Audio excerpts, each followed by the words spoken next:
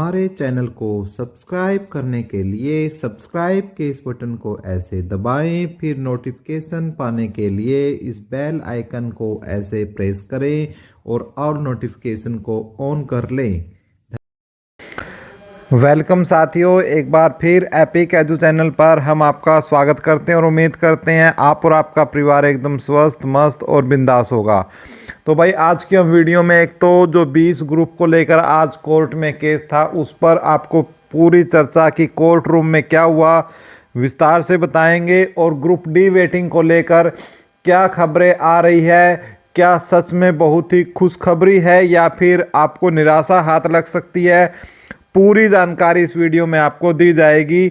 Video के अंत तक बने रहिए। और हरियाणा स्टाफ सिलेक्शन कमीशन या हरियाणा या अपने आसपास के जितने भी पड़ोसी राज्यों से संबंधित आपको एजुकेशनल न्यूज़ चाहिए तो आप हमारे YouTube चैनल को सब्सक्राइब कर लो। तरीका वीडियो के शुरू में हमने आपको बता दिया है, जो बिल्कुल फ्री ऑफ कॉस्ट है।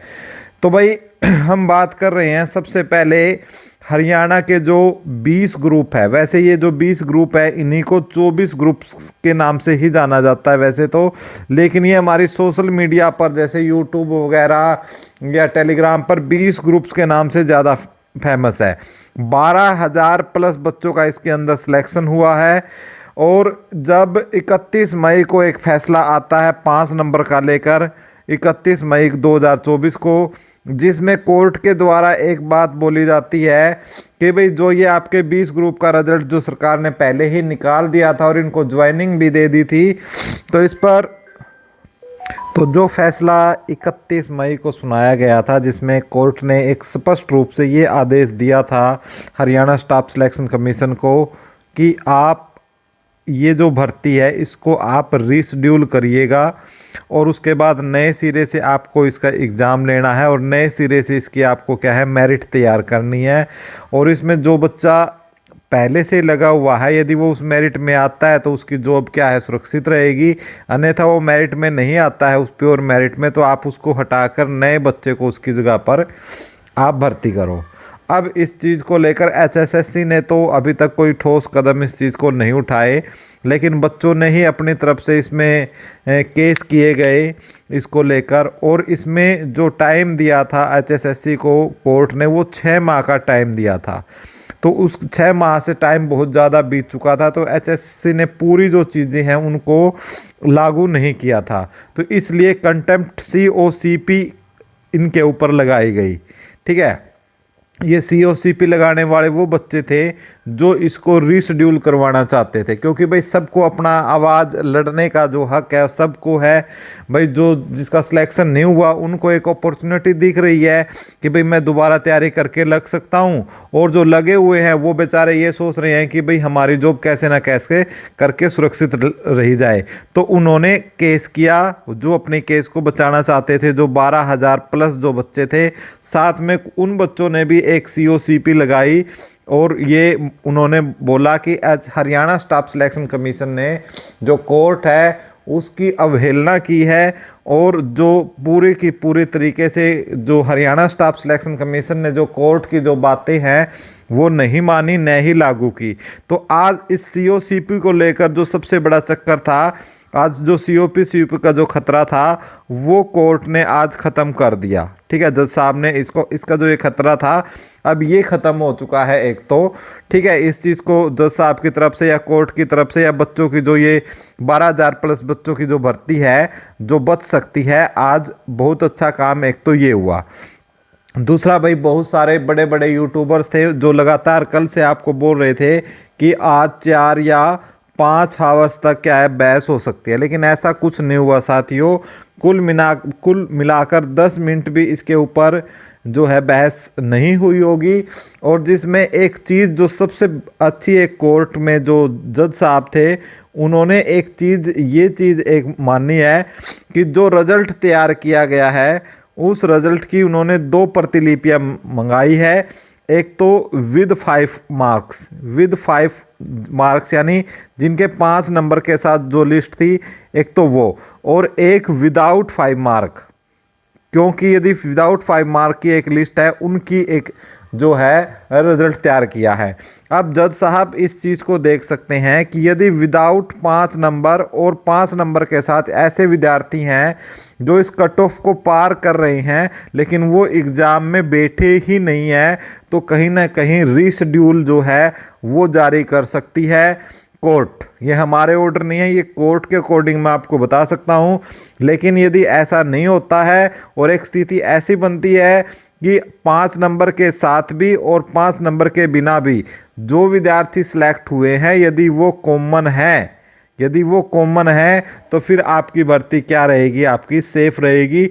ये सब कुछ जो चीज़ें हैं वो जज साहब के दिमाग पर या जज साहब के जो ऑन द स्पॉट वो इस चीज़ को एनालिसिस करेंगे उस पर डिपेंड है। और इसके लिए जज साहब ने 21 जो मार्च है उसका समय दिया है कि 21 मार्च से पहले आपको ये सारी चीज़ें हरियाणा स्टाफ सिलेक्शन कमीशन को कोर्ट के सामने पेश करनी होगी। और 21 मार्च की इसकी फिर नेक्स्ट डेट भी आपकी दे दी गई है। उम्मीद करते हैं भाई आपको सारा मटेरियल समझ में आ गया होगा, सारा का सारा मैटर। और अब आप खुद अंदाज़ा लगा सकते हो कि आपकी भर्ती सेफ है या आपकी भर्ती जाने वाली है। ये अंदाज़ा आप खुद लगाएं और कमेंट बॉक्स में ज़रूर लिखें। अब हम बात कर लेते हैं भाई एक और भर्ती की। भाई हाँ, बिल्कुल सही बात आप समझ रहे हो, जिसकी आप वेट भी कर रहे हो, वो है ग्रुप डी भर्ती। आपको पता है कि भाई ग्रुप डी के लिए लगभग 13,500 प्लस पदों के लिए भर्ती है वो निकाली गई थी। और उन पर जो रिजल्ट है 10,997 का रिजल्ट एक बार आया था और लगभग 3474 के आसपास रिजल्ट एक बार आया और 2600 के आसपास एक बार रिजल्ट आया। तो कुल मिलाकर यदि आप देखें, मैं इसको राउंड फिगर में 11 और 5 16 और 1 17 यानी लगभग 17,000 बच्चों का जो रिजल्ट है हरियाणा स्टाफ सिलेक्शन कमीशन निकाल चुकी है। और इतने बच्चों को ग्रुप डी में नौकरी देने का काम सरकार ने किया है। लेकिन भाई इसका लगभग 50% जो बच्चा है, 50 से 60% बच्चा है वो ग्रुप सी में या किसी अन्य जगह पर जो है वो जॉब पा चुका है। और लगभग 8,000 से 10,000 तक, यदि अखबार की बात माने हम, जहां डाटा दिया गया है दैनिक सवेरा की, तो इतनी पोस्टें उन्होंने बताई है कि आपकी खाली है, जिन पर आपकी क्या आ सकती है, जिन पर आपकी वेटिंग लिस्ट है जो वो जारी हो सकती है। अब इसके लिए 17 अक्टूबर से लेकर अब तक जो बच्चे हैं ग्राउंड लेवल पर बहुत ही शानदार काम किया है। चाहे डीसी को ज्ञापन सौंपने की बात हो, एमएलए सांसद या फिर खुद सीएम साहब की या अधिकारियों से मीटिंग करने की बात हो, सब जगह उन्होंने मीटिंग की है। और उसी मीटिंग के दौरान एक मीटिंग आपकी की जाती है 2 दिन पहले, जिसमें कुछ अधिकारी, बड़े अधिकारी हैं, ठीक है, ओएसडी साहब हैं, उन्होंने भी इस चीज़ को बोला है कि आपका जो वेटिंग लिस्ट है आपकी 2 मार्च के आसपास जो है आपकी वेटिंग लिस्ट निकाल दी जाएगी। और ये उन बच्चों को ये इस चीज़ का आश्वासन दिया गया है।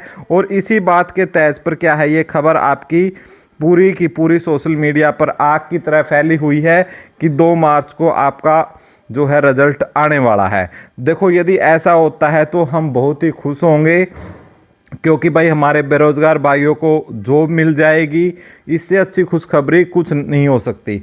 लेकिन भाई कहीं ना कहीं ये चुनावी स्टंट भी हो सकते हैं, क्योंकि आपको पता है कि चुनाव, मेयर के चुनाव होने हैं, नगर निगम के चुनाव, एमसी वगैरह के चुनाव जो होने हैं, उसके करके भी ये अपना स्टंट मार सकते हैं।